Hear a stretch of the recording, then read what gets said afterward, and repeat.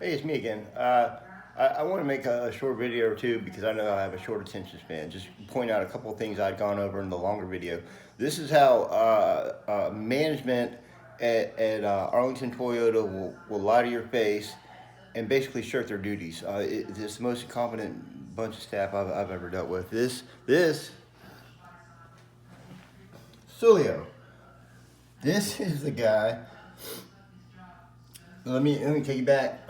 We bought a brand new 2023 Toyota Corolla Cross. We had issues with it, starting with software, windshield, airbag recall, a lot of stuff since day one.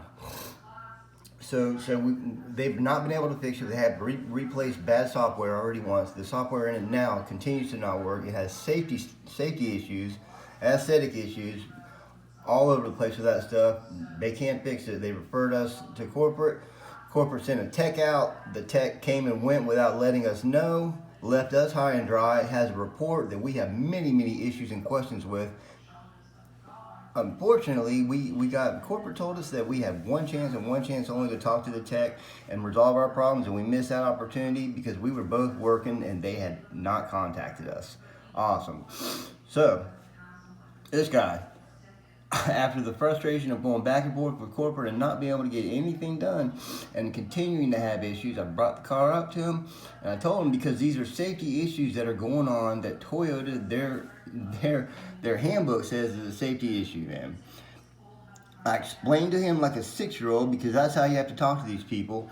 I explained to him in the handbook exactly how it's a safety feature, and he looked at me and his response was, this is the service director, his response was, I'm not familiar with that. So basically, both he and I knew that he was lying right to my face. This is what happens when he gets into an uncomfortable situation that he doesn't want to give the answers that he knows he needs to tell. So he goes ahead and defers and avoids. So he lied about that. So I asked him, I said, so it's not considered, it's not an unsafe vehicle? No, it's not. I said, can I get it in writing? He said, no, you can't. Because you know what? It's unsafe. So this is this guy. This is the one we have to deal with.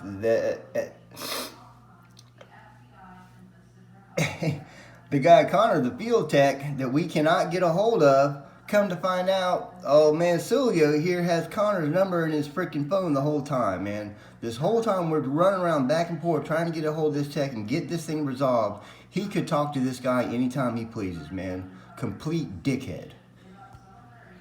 And this is his boss, Rick. And this is the guy that heads up everything. This is the man that will lie to you as well. I called the man 4 days in a row.